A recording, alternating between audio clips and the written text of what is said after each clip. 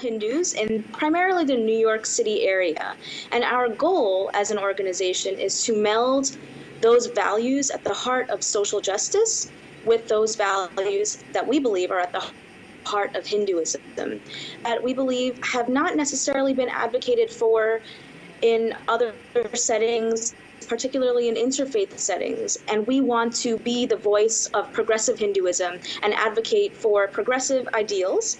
And one of those, which we were honored by the White House for, is our project related to environmental justice and making sure that the earth is protected when it comes to Hindu worship. Very nice, very nice. And let me ask you, how did you get involved in this? What is your role in Sadhana? Yes. So, well, to give you a backstory, what ended up happening was there were a few of us who are now part of Sadhana and are on the board. And at the time that the conversation was beginning about whether an organization would be formed, I was actually a law student. I was a student studying to become a lawyer at Fordham University, and I had been doing a lot of volunteer work.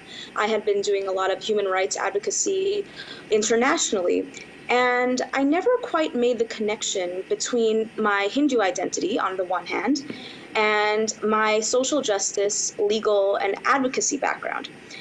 And I started to think to myself that they're very much related, but how do I meld the two in a way that makes sense? Mm-hmm. How can I merge my religious background with my justice-oriented background?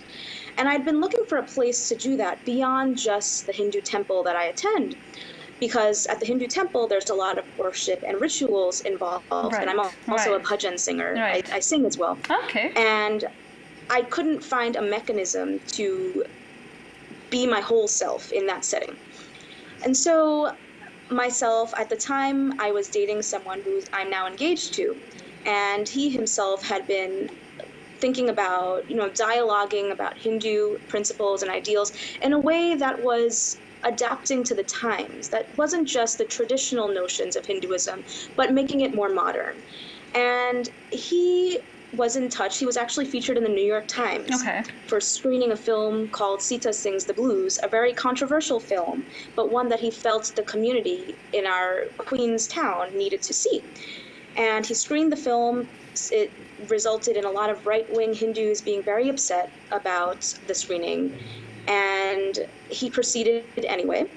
It was featured in the Times that this screening was happening.